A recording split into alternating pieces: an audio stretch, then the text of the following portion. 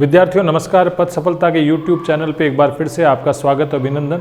हम लोग आधुनिक काल में पिछले वीडियो में आए और हमने कविता के इतिहास के बारे में बात की।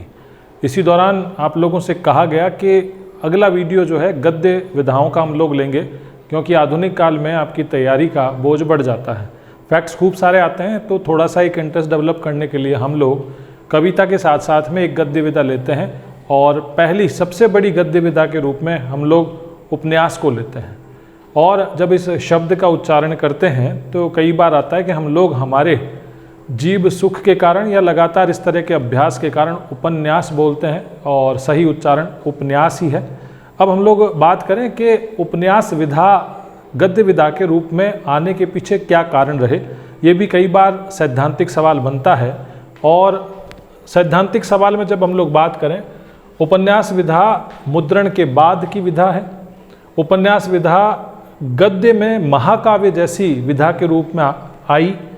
उपन्यास की विषय वस्तु जैसे कविता में महाकाव्य में महानायक होता था, उसी प्रकार उपन्यास की विषय वस्तु जन सामान्य की विषय वस्तु बनती है और ये जो महानायक है अब नायक बन जाता है, जो हमारे बीच का हमारे आसपास का ही मान लिया जाता है। अब बारी आई कि उपन्यास विधा की जब बात करें तो उपन्यास विधा में पाश्चात्य और बंगला उपन्यासों का प्रभाव रहा। अब उसके बाद जब बारी आई कि हम लोग उपन्यास के ऐतिहासिक विकास की जब बात करते हैं तो सबसे पहले प्रेमचंद पूर्व युग आता है और उसकी समय सीमा जो है वो 1882 ईस्वी से 1918 ईस्वी तक। दूसरे काल विभाजन में जो युग है वो प्रेमचंद युग है 1918 से 1936 और तीसरा जो युग है वो प्रेमचंदोत्तर युग है 1936 से आज तक। फिर हम लोग बात करें कि प्रेमचंदोत्तर युग के उपविभाजन में एक तो समय सीमा के आधार पर विभाजन है और दूसरा विभाजन प्रवृत्ति विशेष के उपन्यासों के आधार पर है। समय सीमा में प्रेमचंदोत्तर युग 1936 से 1950 ईस्वी के मध्य उपन्यास, दूसरे उपविभाजन में 1950 से 1960 ईस्वी तक और तीसरे उपविभाजन में 1960 ईस्वी से आज तक। अब उपन्यास विधा के तीसरे युग को यदि प्रवृत्ति की दृष्टि से देखें तो मनोविश्लेषणात्मक उपन्यास, प्रगतिवादी उपन्यास, ऐतिहासिक उपन्यास, आंचलिक उपन्यास और आधुनिक बोध के उपन्यास, इस प्रकार आप उपन्यास विधा के बेसिक फॉर्मेट को आप देखें। सबसे पहला क्वेश्चन उपन्यास विधा का, उपन्यास विधा आई क्यों? मुद्रण के कारण, गद्य में महाकाव्य जैसी विधा के रूप में और नायक को थोड़ा सा ध्यान रखें, हमारे जीवन के आसपास का नायक। फिर उपन्यास विधा जो है वो पाश्चात्य और बंगला साहित्य की पृष्ठभूमि के रूप में आपको देखनी है। फिर आगे बढ़ के हमने 3 युगों की बात की। प्रेमचंद युग से पहले प्रेमचंद पूर्व युग, प्रेमचंद युग और प्रेमचंदोत्तर युग। प्रेमचंदोत्तर युग में उपविभाजन समय सीमा की दृष्टि से और प्रवृत्ति की दृष्टि दोनों दृष्टियों से है। अब इसके बेसिक सवालों की हम लोग ऊपरी तौर पे बात करें। जब प्रेमचंद पूर्व युग में पहला उपन्यास किसे माना जाए, तो प्यारे विद्यार्थियों हमेशा ध्यान रखिएगा, पहले उपन्यास, पहली कहानी, इस तरह के जब आप प्रश्न करें तो आपके सामने 2 आधार होते हैं। एक तो विधा के तत्वों के आधार पे और वह उस विधा की मौलिक रचना है या नहीं है। तो उपन्यास की जब बात आई तो पहला उपन्यास कौन सा, तो विवाद में भाग्यवती परीक्षा गुरु। भाग्यवती श्रद्धाराम फिलौरी ने 1877 में लिखा, परीक्षा गुरु 1882 में लाला श्रीनिवास दास ने। बात आई कि भाग्यवती उपन्यास के तत्वों के आधार पर एक अच्छा उपन्यास नहीं है। फिर उसके बाद बारी आई परीक्षा गुरु। आचार्य रामचंद्र शुक्ल ने परीक्षा गुरु को हिंदी का पहला पाश्चात्य दृष्टि से लिखा मौलिक उपन्यास स्वीकार किया। अब यहाँ पे हम लोग प्रेमचंद पूर्व युग यानी 1882 से 1918 की बात करें, कुछ उपन्यास की प्रवृत्तियाँ रही, विषय वस्तु प्रेम के आसपास रही। तिलिस्मी अय्यारी के रूप में देवकीनंदन खत्री को आप देखेंगे, जासूसी उपन्यास गोपाल चंद्र गहमरी को हम लोग देखेंगे, समाज सुधार जैसे उपन्यास, उपदेश जैसी विषय वस्तु को लेकर चले। एक बेसिक जो आप लोगों को तैयार करना है पहले युग में। फिर यहाँ पे स्टार्टिंग के 8-10 उपन्यासों को आपको कालक्रम से जमाना भी आना चाहिए, जिसकी अभी हम लोग विस्तृत चर्चा युग के विश्लेषण में करेंगे। प्रेमचंद युग जब आप पढ़ते हैं तो मुख्य रूप से परीक्षा, प्रश्नपत्र निर्माता, सेवा सदन से गोदान तक की उपन्यासों की विषय वस्तु की आपसे अपेक्षा करता है। प्रेमचंद के आपको वे भी उदाहरण देखने हैं जिसमें उपन्यास का महत्व, उपन्यास के नायकत्व की बात, उपन्यास की विषय वस्तु, कहना चाहिए कि उपन्यास के सैद्धांतिक पक्ष पर प्रेमचंद के उदाहरणों को आपको देखना है। प्रेमचंद के बाद के युग की बात करें तो ये प्रवृत्तियाँ मनोविश्लेषणात्मक, प्रगतिवादी, ऐतिहासिक, आंचलिक और आधुनिक बोध के बहुत बेसिक जब आप लोग शुरुआती तैयारी करते हैं तो मेरा ये कहना रहता है सभी विद्यार्थियों को, आप कम से कम ऐसे सवाल करें कि एक विकल्प दिया, निम्नलिखित में से ऐसा विकल्प बताइए जिसमें मनोविश्लेषणवादी उपन्यासकार हैं, निम्नलिखित में से ऐसा विकल्प बताइए जिसमें प्रगतिवादी उपन्यासकार हैं, निम्नलिखित में से ऐसा विकल्प बताइए जिसमें सारे उपन्यासकार आंचलिक हैं। इस तरह की विषय वस्तु पर तैयारी करते समय आप लोग बहुत गहनता से अध्ययन विश्लेषण करें, सैद्धांतिक पक्ष को मजबूत करें। अब हम लोग उपन्यास विधा के पहले युग की बात करते हैं, प्रेमचंद पूर्व युग 1882 ईस्वी से लेकर 1918 यानी परीक्षा गुरु से लेकर सेवा सदन के प्रकाशन तक। विद्यार्थियों के सामने एक समस्या आती है जब आप गद्य विधा पढ़ते हो तो एक भूलने की। तो इसका एक छोटा सा उपाय है, पढ़ने का तरीका जब कक्षा में भी कहा जाता है आपसे कि आप 3 बार पढ़ें, तो वो 3 बार पढ़ने का मतलब ये होता है कि आप प्रेमचंद पूर्व युग एक बार, प्रेमचंद पूर्व युग ही दूसरी बार और प्रेमचंद पूर्व युग ही तीसरी बार पढ़ें। उससे एक बात होती है कि पहले नंबर पे हम इस तरह के क्वेश्चन कर पाते हैं कि मैंने इस तरह का तो अध्ययन कर लिया कि प्रेमचंद पूर्व युग के उपन्यासकार कौन कौन हैं। दूसरी बार पढ़ते हो तो आपको रचनाएं हल्के से याद होने लगती है और तीसरी बार जब आप पढ़ते हैं तो थोड़ा सा एक आत्मविश्वास आता है।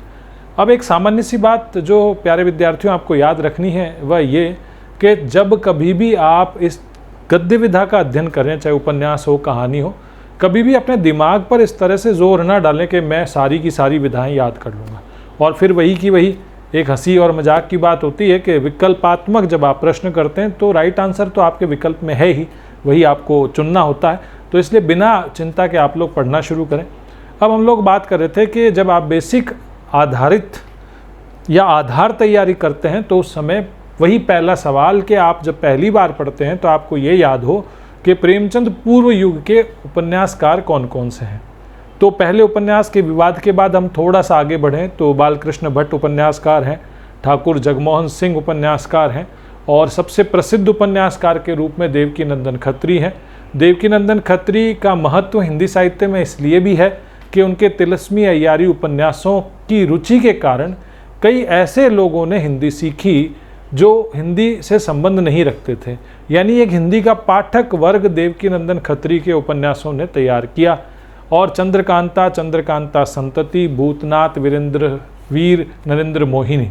अब इस तरह से कि ये निम्नलिखित में से ऐसा कौन सा विकल्प है जिसमें देवकीनंदन खत्री के उपन्यास है, यहाँ से आप इस तरह की तैयारी करें।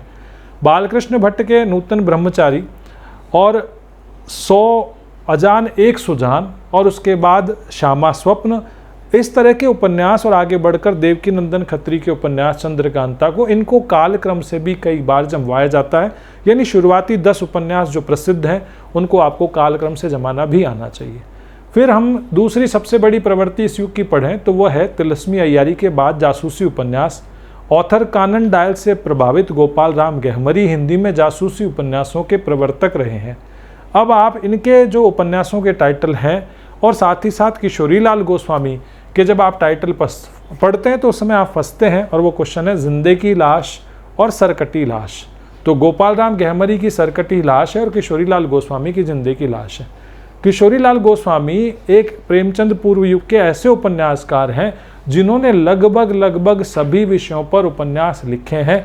तो बेसिक सवाल वही कि जब आप पढ़ते हैं तो किशोरीलाल गोस्वामी के उपन्यास ये हैं, ये बेसिक सवाल आपको आना चाहिए। साथ ही साथ यहीं से जब किशोरीलाल गोस्वामी के उपन्यासों का आप अध्ययन करते हैं तो एक उपन्यास विधा में नया सवाल आता है। ऐसे उपन्यास जिनके 2-2 टाइटल हैं वो आप याद रखना शुरू करेंगे किशोरीलाल गोस्वामी से। फिर अयोध्या सिंह उपाध्याय हरिऔध कविता में ज़्यादा पूछे जाते हैं प्रिय प्रवास के कारण, लेकिन उनके 2 उपन्यास अधखिला फूल और ठेठ हिंदी का ठाठ, ये भी प्रेमचंद पूर्व युग की महत्वपूर्ण रचनाएं हैं। फिर बारी आती है आपके सैद्धांतिक सवाल की कि प्रेमचंद पूर्व युग, बहुत अच्छे से सुनिएगा, ये हर विधा में काम आएगा। हर विधा का पहला युग विषय विविधता को लेकर चलता है क्योंकि रचनाकार को पाठकों के टेस्ट का पता नहीं है। लेकिन दूसरी तरफ जब शिल्प की बात आए, हिंदी साहित्य की किसी भी गद्य विधा का पहला युग शिल्प की दृष्टि से कमज़ोर ही रहेगा। एक बार प्यारे विद्यार्थियों वापस मैं बता देता हूँ आपको, किसी भी गद्य विधा का, जैसे अभी हम लोग प्रेमचंद पूर्व युग कर रहे हैं, किसी भी गद्य विधा का पहला युग विषय विविधता को लेकर रहेगा, साथ ही साथ शिल्प कमज़ोर होगा। अब प्रेमचंद पूर्व युग में विषय वस्तु समाज सुधार, उपदेश, तिलिस्मी अय्यारी, जासूसी उपन्यास रहे। आलोचकों ने उपन्यास विधा के इस पहले युग पर आक्षेप लगाए कि उपन्यास विधा का ये पहला युग यदि देखा जाए तो जनजीवन से कटा और अलग ही है। तिलिस्मी अय्यारी कल्पना लोक में है, जब जासूसी उपन्यास है उनका भी जीवन से ज़्यादा सरोकार नहीं है। कुल मिला के प्रेमचंद पूर्व उपन्यासों ने प्रेमचंद युग के लिए पृष्ठभूमि तैयार की। ये मूल्यांकन के लिए अंतिम वाक्य होगा। तो इस प्रकार प्रेमचंद पूर्व युग प्रमुख रचनाकार श्रद्धाराम फिलौरी, लाला श्रीनिवास दास, बालकृष्ण भट्ट, ठाकुर जगमोहन सिंह, पढ़ते पढ़ते देवकीनंदन खत्री, गोपाल राय, किशोरी लाल गोस्वामी और अयोध्या सिंह उपाध्याय, लज्जाराम मेहता। अब ये क्या चीज़ें या हमें किस तरह से याद करनी है? पहले नंबर पे उपन्यासकार याद हुए, फिर इनकी रचनाएं याद हुई। स्टार्टिंग की 10 रचनाओं को कालक्रम से जमाइए और उसके बाद प्रेमचंद पूर्व युग के उपन्यासों की प्रवृत्तियों को कथ्य और शिल्प की दृष्टि से देखिए। उपन्यास विधा का दूसरा युग प्रेमचंद युग 1918 से लेकर 1936 तक का समय लिया जाता है। 1918 सेवा सदन के प्रकाशन से लेकर 1936 गोदान के प्रकाशन तक। अब बेसिक सवाल सामान्य रूप से प्रेमचंद पे जो आपसे पूछे जाते हैं, बहुत अच्छे से आप लोग लंबे समय तक जब तैयारी करते हैं तो सैद्धांतिक सवालों पे आपकी पकड़ की अपेक्षा प्रश्न पत्र निर्माता करता है। जैसे नेट जैसी परीक्षाओं में प्रेमचंद उपन्यास सम्राट हैं, ये सैद्धांतिक में कथन कारण के सवाल में, क्योंकि उनके उपन्यासों का कथ्य और शिल्प दोनों ही श्रेष्ठ हैं। सामान्य रूप से यहाँ प्रारंभिक तैयारी करने वाले विद्यार्थियों के साथ एक चोट हो जाती है, वो ये कि वे लोग ऐसा सोचने लगते हैं कि उपन्यास प्रेमचंद के उपन्यास का कथ्य श्रेष्ठ है। याद रखिए, प्रेमचंद के उपन्यासों का कथ्य और शिल्प दोनों ही श्रेष्ठ है, इस कारण से प्रेमचंद उपन्यास सम्राट हैं। अब दूसरा सवाल हजारी प्रसाद द्विवेदी का कोटेशन है कि प्रेमचंद को जब आप पढ़ते हैं तो उत्तर भारत की समस्त संस्कृति, आचार विचार और उत्तर भारत का उत्तम परिचायक जो है वो प्रेमचंद के उपन्यासों में प्रेमचंद का रूप दिखाई देता है। प्रेमचंद का एक सवाल जो गोदान पे बनता है कि गोदान के प्रोफेसर मेहता और होरी दोनों को मिला दिया जाए तो प्रेमचंद के व्यक्तित्व के आसपास वे दोनों मिलकर हो जाते हैं, यानी प्रेमचंद का व्यक्तित्व गोदान के होरी और प्रोफेसर मेहता से मिलके बनता है।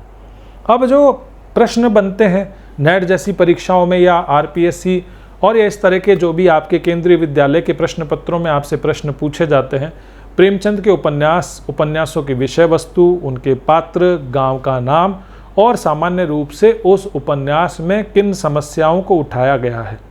अब सेवा सदन क्या प्रेमचंद का मौलिक उपन्यास है या पहला उपन्यास है?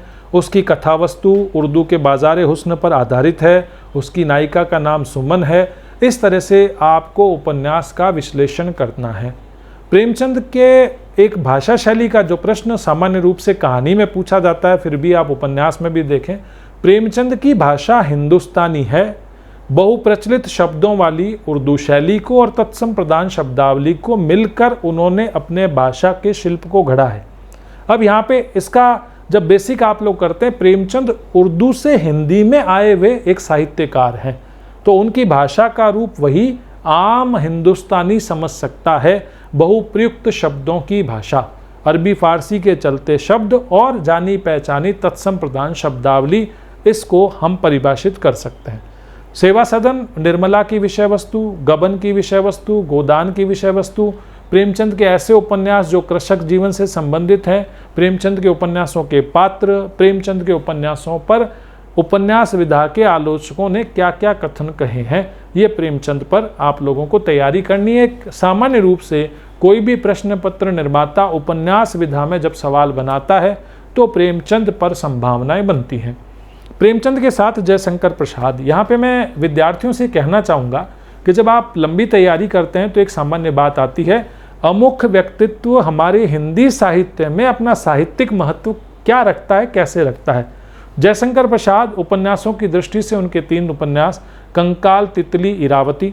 पुराने ज़माने का एक सवाल हुआ करता था कि हिंदी के प्रमुख अपूर्ण उपन्यासों का विकल्प कौन सा है, तो उसमें इरावती को, मंगलसूत्र को देखा जाता था। तो आप इस तरह की भी तैयारी करें, तीनों उपन्यासों की विषय वस्तु आपको याद हो। उसके बाद आगे बढ़ें।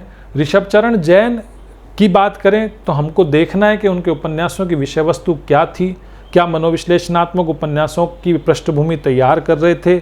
उग्र जी को घासलेटी साहित्यकार क्यों कहा जाता है, बनारसी दास चतुर्वेदी ने कहा, विशाल भारत पत्रिका में कहा। उनकी विषय वस्तु में इस तरह की क्या सामाजिक समस्याओं को उकेरा गया, उनके उपन्यास कौन कौन से हैं। यहाँ पर एक चीज़ और क्लियर करना चाहूँगा आप लोगों को, आने वाले युग की प्रवृत्तियाँ और पृष्ठभूमि पिछले वाले युग में तैयार होती है। वृंदावन लाल वर्मा प्रेमचंद युग के ऐतिहासिक उपन्यासकार हैं, भले ही आगे जाकर हजारी प्रसाद द्विवेदी को हम प्रमुख ऐतिहासिक उपन्यासकार के रूप में देखें। वृंदावन लाल वर्मा के उपन्यासों पर जब प्रश्न बेसिक सवाल गढ़कुंठार से लेकर मृगनैनी तक के आपको कालक्रम से जमाने आए, विषय वस्तु आपको पता हो, बुंदेलखंड की संस्कृति की बात हो, फिर आगे जाके इसी प्रेमचंद युग में प्रेमचंद से शुरू होकर हम निराला तक लाते हैं। प्रमुख रचनाकार उपन्यासों की दृष्टि से आपको याद हो, फिर सबसे बढ़िया सैद्धांतिक सवाल कि प्रेमचंद युग हिंदी उपन्यास का स्वर्ण युग क्यों है। पहले ही बताया कि तिलिस्मी अय्यारी और चमत्कृत करने वाली कौतूहल वृत्ति को प्रेमचंद ने उपन्यास विधा में जीवन और जीवन की समस्याओं से जोड़ा। जो उपन्यास प्रेमचंद से पूर्व युग में जीवन से दूर था, प्रेमचंद युग में प्रेमचंद द्वारा उनसे जो संबंधित उपन्यासकार थे उन्होंने विषय वस्तु को जीवन से जोड़ा। ये सबसे बड़ी उपलब्धि है। कथ्य शिल्प हर गद्य विधा के दूसरे युग में परिपक्व होता है। तो इस प्रकार आप प्रेमचंद युग पढ़ें। अगला युग है प्रेमचंदोत्तर युग, जिसकी समय सीमा की बात करें तो 1936 से आज तक। हम लोगों ने जब श्वेत पट का वर्क देखा था तो उसमें एक बात आई थी कि यदि कालक्रम में हम बांटें तो 1936 से लेकर 1950, 1950 ईस्वी से लेकर 1960, 1960 ईस्वी से अब तक उपन्यास का तीसरे खंड का काल विभाजन का उपविभाजन हमने देखा। सामान्य रूप से इस तरह से याद न करके हम जो सामान्य विद्यार्थी हैं वो प्रवृत्तियों के आधार पर याद करते हैं। मनोविश्लेषणात्मक उपन्यासकार, बहुत बेसिक सवाल आप लोगों की स्टार्टिंग तैयारी में हो जाना चाहिए। अज्ञे, इलाचंद जोशी और जैनेन्द्र ये आपके मनोविश्लेषणात्मक उपन्यासकार हैं। बहुत अच्छे से मनोविश्लेषणात्मक उपन्यासों की पृष्ठभूमि प्रेमचंद ने ही तैयार की। अज्ञे के उपन्यासों की बात करें, आपको कालक्रम से जमाने आए। सामान्य रूप से नदी के द्वीप, अपने अपने अजनबी की विषय वस्तु आप लोग देखें किस तरह की विषय वस्तु है, फ्राइड से किस तरह से प्रभावित हैं। शेखर एक जीवनी की जब हम लोग बात करें तो ज़्यादातर सवाल किन पाश्चात्य विचारकों, किन रचनाओं से प्रभावित हैं, पात्रों के नाम, समस्या वगैरह आपको याद हों। जैनेन्द्र के उपन्यास कालक्रम की दृष्टि से आपको याद रहें। इलाचंद जोशी के उपन्यास कालक्रम की दृष्टि से, विषय वस्तु की दृष्टि से आपको याद रहें। यहाँ पर मैं प्यारे विद्यार्थियों आपसे कहना चाहूँगा बात, आप कभी भी ऐसा न सोचें कि प्रेमचंद के सारे उपन्यास अज्ञे जैनेन्द्र से पहले के ही होंगे। तो कई बार ऐसे टाइटल होते हैं, यानी जैनेन्द्र की ऐसी रचनाएं जो गोदान से भी पहले लिखी गई। तो कालक्रम के सवाल करते समय इन बातों का ध्यान रखें। फिर हम लोग आगे आए प्रगतिवादी उपन्यास में, आप यशपाल को याद रखें। अब यशपाल की जब हम लोग बात करें, रांगे राघव की हम लोग बात करें, यशपाल आगे जाके झूठा सच के कारण प्रसिद्ध होंगे। उनकी प्रसिद्धि का आधार वह अलग देखा जाएगा। ऐतिहासिक उपन्यासों की पृष्ठभूमि हम लोगों ने वृंदावन लाल वर्मा में देखी। आगे आके आपको हजारी प्रसाद द्विवेदी में देखनी है। बाण भट्ट की आत्मकथा की विषय वस्तु, प्रमुख पात्र, फिर आगे जाके आपको अर्थ, रैक व आख्यान तक की विषय वस्तु, कहाँ से विषय वस्तु ली गई, ऐतिहासिक उपन्यास किस दृष्टि से महत्वपूर्ण है, कौन सा पात्र किस उपन्यास का है। ये सामान्य रूप से आपको 12th लेवल की बेसिक, जब आप एनसीईआरटी का हिंदी साहित्य पढ़ते हैं तब आपके तैयार हो जाना चाहिए।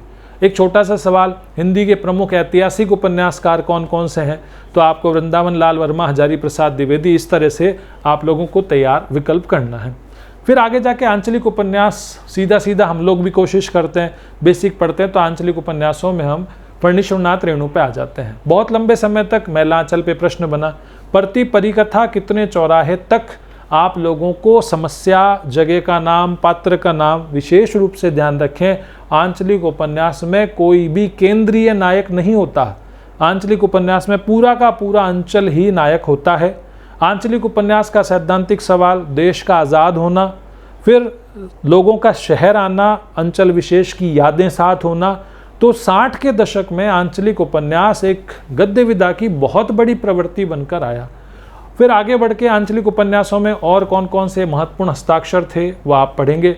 और उसके बाद आधुनिक बोध और यहीं से स्त्री विमर्श और दलित विमर्श उपन्यासों की विषय वस्तु बनता है। महिला रचनाकार आपके उपन्यासों के केंद्र में आते हैं। कृष्णा सौप्ती को क्यों पूछा जाए, मनु भंडारी को क्यों पूछा जाए, इस तरह के प्रश्न आपके जहन में आने ही चाहिए। अब हम लोग यहाँ पे इस युग को थोड़ा सा विस्तार देते हैं। आज़ादी के बाद में उपन्यासकार कौन सा प्रमुख, तो सामान्य रूप से जिन रचनाकारों को साहित्य अकादमी मिला है, जिन रचनाकारों को भारतीय ज्ञानपीठ मिला है, जो रचनाकार किसी प्रवृत्ति विशेष को लेकर चले हैं, जिनकी रचना प्रसिद्ध हुई है, जैसे उदाहरण के लिए श्रीलाल शुक्ल को राग दरबारी के लिए जाना जाता है। फिर जब ज्ञानपीठ मिलता है तो सामान्य रूप से बुक स्टॉल के डिस्प्ले में वापस उनका सजना, ये प्रश्न पत्र निर्माता की नज़र में रहता ही है। तो राग दरबारी श्रीलाल शुक्ल का आप पढ़ें। कमलेश्वर का कितने पाकिस्तान पे सवाल क्यों बनाया जाए, ये सारे खूब सारे बेसिक सवाल हैं। मन्नू भंडारी पे जब सवाल बनता है तो मन्नू भंडारी आपका बंटी अपनी विषय वस्तु की दृष्टि से एक विशिष्ट, महाभोज का अपना एक अलग ही शिल्प है। कॉलेज जीवन पे उपन्यास कौन कौन से लिखे, मुंबई की ज़िंदगी पे, आम जिंदगी पे, तलाकशुदा दंपति की स्थिति क्या होती है, तलाकशुदा दंपति के जो बच्चे होते हैं उन पे क्या प्रभाव पड़ता है, आज़ादी के बाद सांप्रदायिकता पर लिखी गई रचनाएं कौन से हैं, आज़ादी की त्रासदी की सांप्रदायिकता पर लिखे हुए झूठा सच है, आप लोग पढ़ें। आधा गांव किसकी रचना है। इस तरह के बहुत से सवाल जो हैं, भीष्म साहनी का तमस, उसकी विषय वस्तु, इस तरह के बहुत से सवाल हैं जो प्रश्न पत्र निर्माता की दृष्टि में रहते हैं।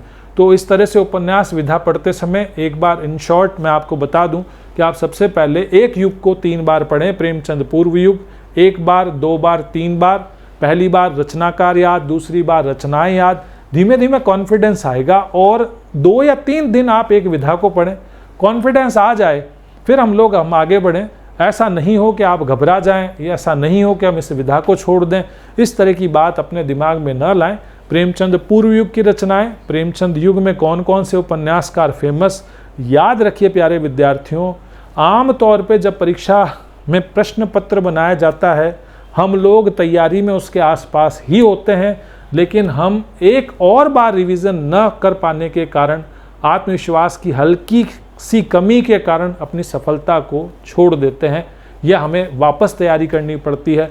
कहीं भी तैयारी में कसर नहीं होनी चाहिए। आत्मविश्वास से पढ़ें, और आप नियमित रूप से पढ़ेंगे तो शर्तिया आत्मविश्वास आप में आएगा, जो सफलता की महत्वपूर्ण सहयोगी सीढ़ी के रूप में आपको सफलता तक पहुंचाएगा। तो एन के यादव पथ सफलता से बहुत बहुत शुभकामनाएं।